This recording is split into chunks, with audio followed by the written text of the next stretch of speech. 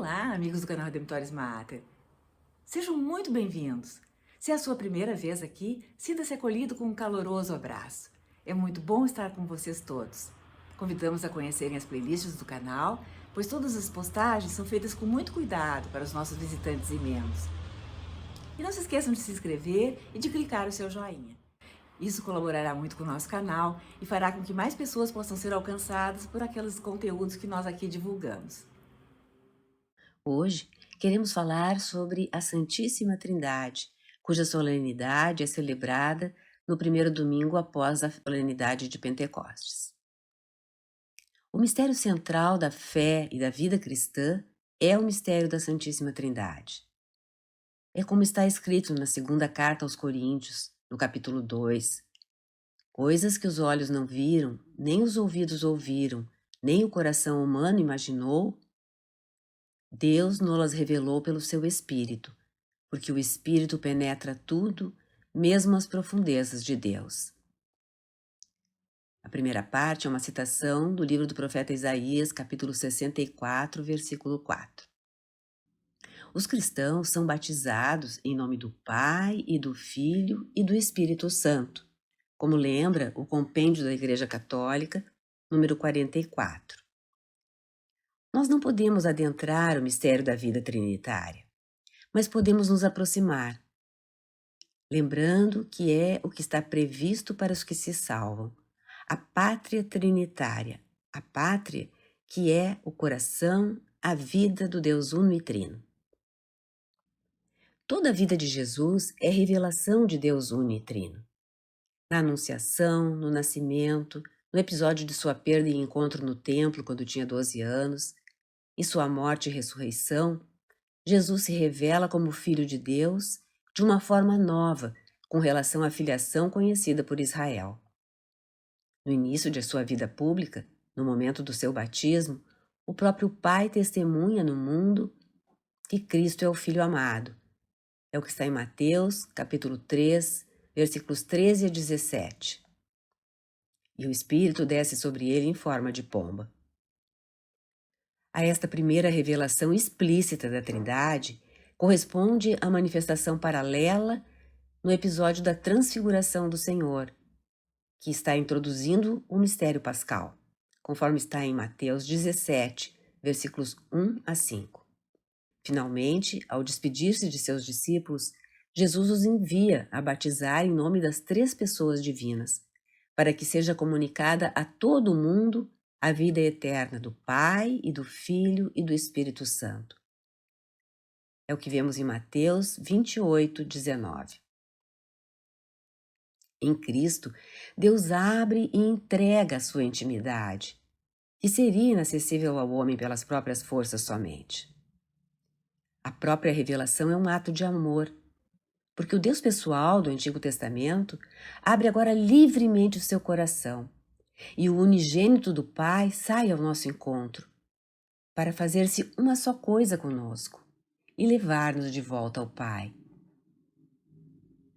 É o que nos lembra João, capítulo 1, versículo 18.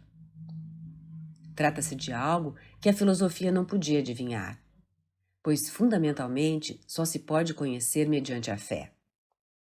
Repitamos, a Trindade é o maior mistério de nossa fé. Um Deus único em três pessoas. Os nomes revelados das três pessoas divinas exigem que se pense em Deus como o Pai, aquele de quem o Filho procede eternamente, e, na mútua relação também eterna, do amor que sai do Pai e toma do Filho, que é o Espírito Santo. Em síntese, segundo João, capítulos 15 e 16, o Filho provém do Pai, o Espírito provém do Pai e do Filho. São as três pessoas, Pai, Filho e Espírito Santo, com as suas relações imanentes, internas, do seu próprio ser. O Pai gera, o Filho é gerado, e o Pai e o Filho sopram o Espírito, que é soprado, expirado, numa linguagem técnica e teológica. Vamos tentar compreender um pouquinho do que conseguirmos sobre a Trindade Santíssima. O cristianismo é uma religião monoteísta, que herdou do antigo Israel a fé em um só Deus. Cada israelita rezava várias vezes por dia: Ouve, ó Israel, o Senhor vosso Deus é o único Deus.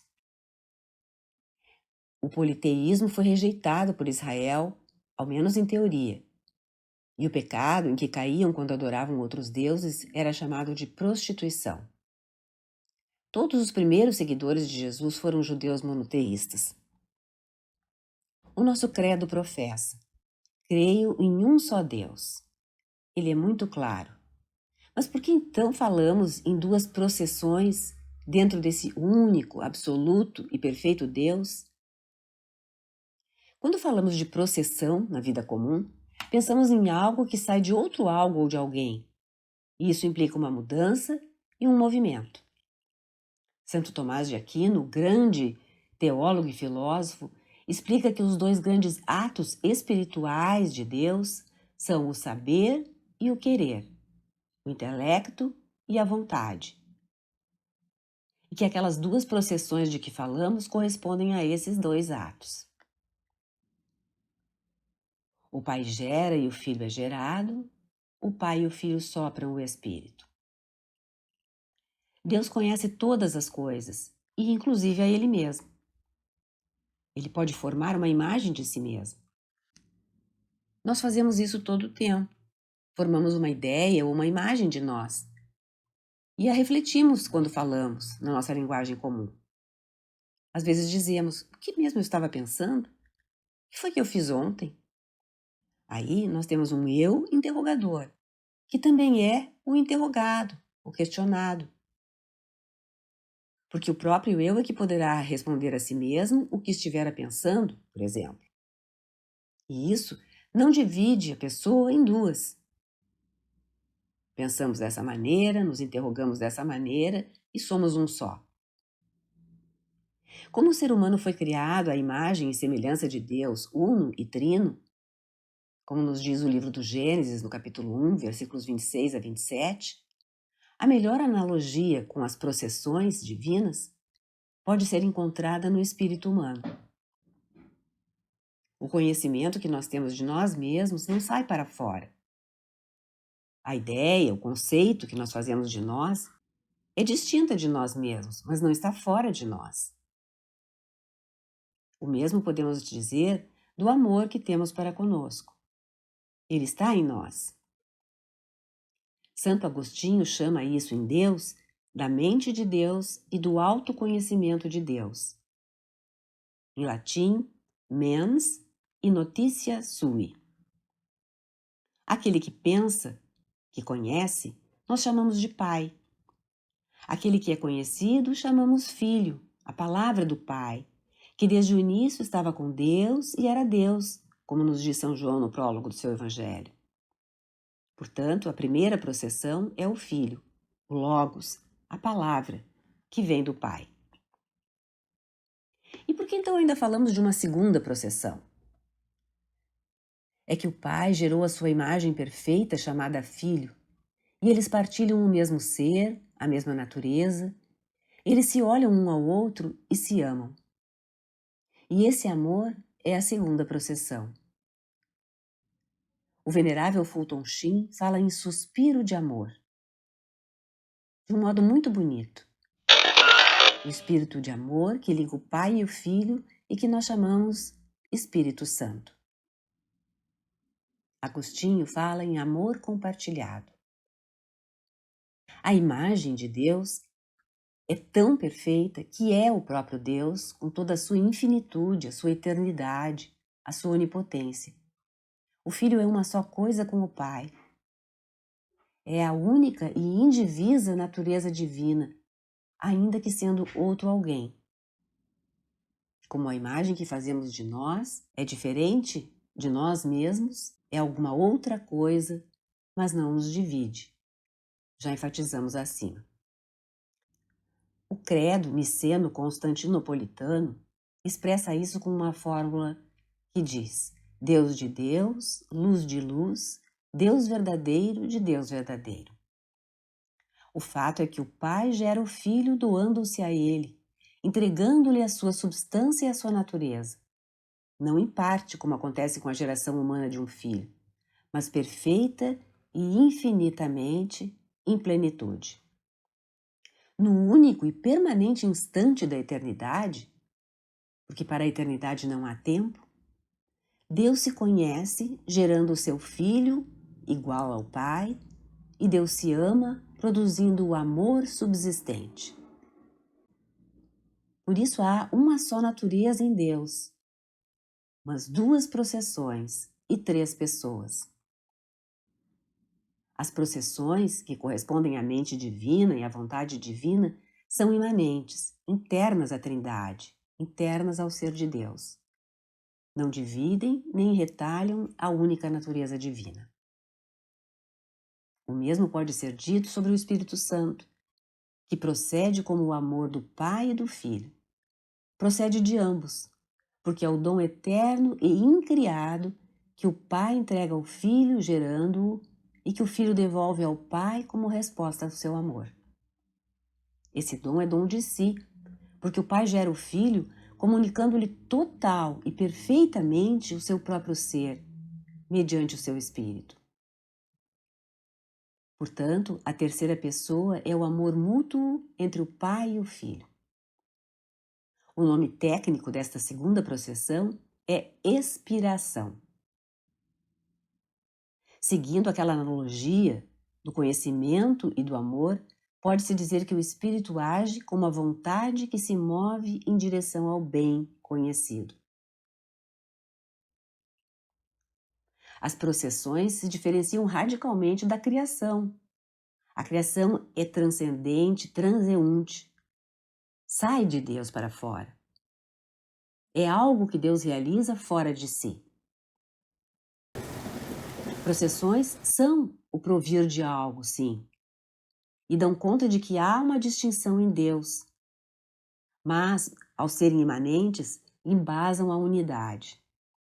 Por isso, o mistério do Deus uno e trino não pode ser reduzido a uma unidade sem distinções, como se as três pessoas fossem apenas três máscaras usadas em certos momentos.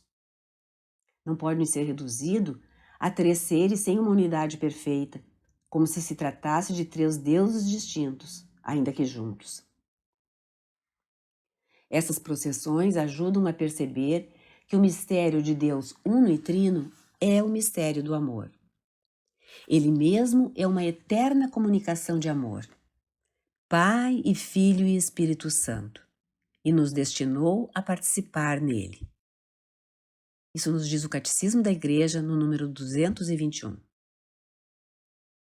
Há um perigo quando falamos nas pessoas, de entendermos como se fossem três seres separados.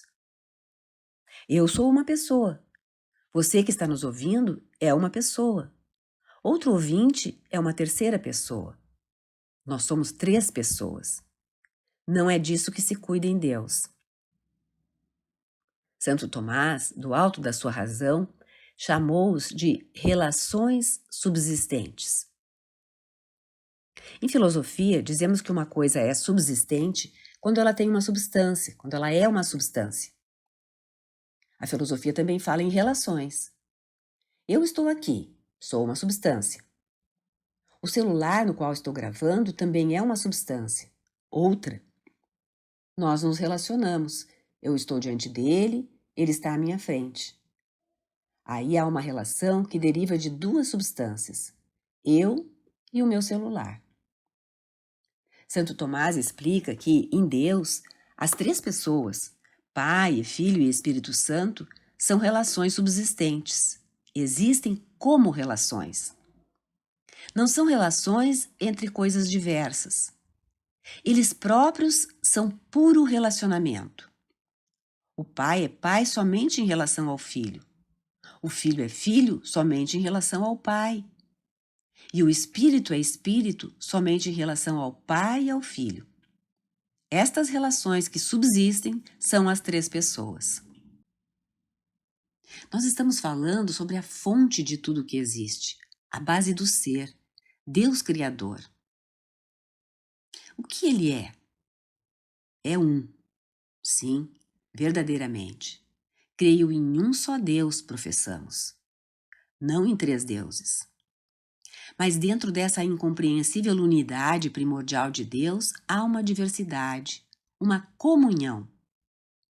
A semelhança de uma família que gera relações entre seus membros. Unidade com diversidade são surpreendentes para nós? São, mas foram reveladas por Jesus Cristo. Então nós cremos. Jesus de Nazaré mesmo usou essa linguagem. Ele falou de si mesmo como sendo enviado por aquele que chamou de Pai. Profetas como Jeremias, Isaías, Ezequiel, Daniel, patriarcas como Abraão, Isaac, Jacó, podiam dizer: eu fui enviado por Deus Pai. Mas Jesus não é um simples profeta, não é um patriarca. Ele fala e age na presença de Deus. Pois ele diz: meu filho, teus pecados estão perdoados. Disse também: aqui está alguém que é maior do que o templo, falando de si mesmo. Ou ainda: a menos que vocês me amem mais do que a seu pai e sua mãe, mais do que a sua própria vida, não são dignos de mim.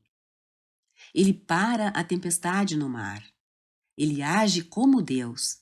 Ele é Deus, mas diz que foi enviado. É o Filho unigênito do Pai, mas fala na pessoa de Deus. O Pai enviou o Filho em nossa condição humana para pregar e ensinar e curar. Como que abdicando da condição divina até o sofrimento e a morte, até o ponto de sentir a ausência de Deus quando clama: meu Deus, por que me abandonaste? Significa que eles se separaram? Não. O amor, o Espírito Santo, os impede de se desligarem totalmente. No limite dos limites, o Filho é até mesmo enterrado, mas no Espírito Santo retorna ao Pai, reunindo em si todos os que estavam dispersos. O pecador, quando peca e se aparta do Pai, precisa correr aos braços abertos do Filho, e o Filho e o Pai vão reuni-lo no Espírito Santo. Essa era a ideia que os cristãos primeiros tinham do Pai, do Filho e do Espírito Santo. Foi depois que sobreveio toda a reflexão doutrinal sobre a Trindade. Mas o ponto-chave está no mistério pascal do Filho, reunindo-nos todos no Espírito de volta ao Pai. Na sua primeira carta, João diz: Deus é amor. Não diz Deus tem amor. Amor não é um dos atributos de Deus. É sua natureza, sua essência, sua substância. Os discípulos perceberam que o envio do Filho até descer ao mais baixo ponto possível e depois doar-lhes o Espírito Santo, transformador e consolador, levando-os de volta ao Pai, era puramente, somente amor. A linguagem usada para falar teologicamente da Trindade, que temos visto neste vídeo, imanência, transcendência, substância, relações, processões, relações subsistentes, segundo o grande Chesterton, é o modo teológico científico de dizer que Deus é amor. Se Deus é amor, isso significa que dentro da unidade de Deus deve haver alguém que ama, nós chamamos de Pai, alguém que é amado, e nós chamamos Filho, e o amor que eles vivem, que nós chamamos de Espírito Santo. Tudo isso está por trás daquele momento em que traçamos o sinal da cruz, em nome do Pai, e do Filho e do Espírito Santo. Se Deus está presente em todos os seres humanos enquanto princípio do que existe, com as suas missões, o Filho e o Espírito Santo se fazem presentes de uma forma nova. A própria cruz de Cristo manifesta ao homem de todos os tempos o eterno dom que Deus faz de si mesmo, revelando em sua morte a íntima dinâmica de seu amor, que une as três pessoas. Isso significa que o sentido último da realidade, aquilo que todo homem deseja, o que foi buscado pelos filósofos e pelas religiões de todos os tempos, é o mistério do Pai que gera o Filho no amor, que é o Espírito. Assim, na Trindade se encontra o modelo originário da família humana, e a vida íntima da Trindade é a aspiração verdadeira de todo ser humano e de todo amor humano. Deus quer que todos os homens constituam uma só família, uma só coisa com Ele mesmo, sendo seus filhos no Filho. Cada pessoa foi criada à imagem e semelhança da Trindade, e é feita para existir em comunhão com os demais homens e, sobretudo, com o Pai Celestial. Eis aqui o fundamento último do valor da vida de cada pessoa humana, independentemente de suas capacidades ou de suas riquezas. Mas o acesso ao Pai só se pode encontrar em Cristo, caminho, verdade e vida, como narra João no capítulo 14, versículo 6. Mediante a graça, os homens podem chegar a ser um só corpo místico de Cristo na comunhão da Igreja. Através da contemplação da vida de Cristo e através dos sacramentos, temos acesso à própria vida íntima de Deus. Pelo batismo, somos enxertados na dinâmica de amor da família das três pessoas divinas. Por isso, na vida cristã, trata-se de descobrir que a partir da existência normal, comum, das múltiplas relações que nós estabelecemos, de nossa vida familiar, que teve o seu modelo perfeito na Sagrada Família de Nazaré, podemos chegar a Deus. São José Maria Escrivá dizia: procura o convívio com as três pessoas, com Deus Pai, com Deus Filho, com Deus Espírito Santo. E para chegares à Trindade Santíssima, passa por Maria. Desse modo, pode-se descobrir o sentido da história como um caminho da Trindade à Trindade, aprendendo com a Trindade da Terra, Jesus, Maria e José, a levantar o olhar para a Trindade do céu. Obrigada por ter acompanhado essa postagem. Se você gostou, clique seu like, inscreva-se no canal e acione o sininho para ser notificado de outras publicações.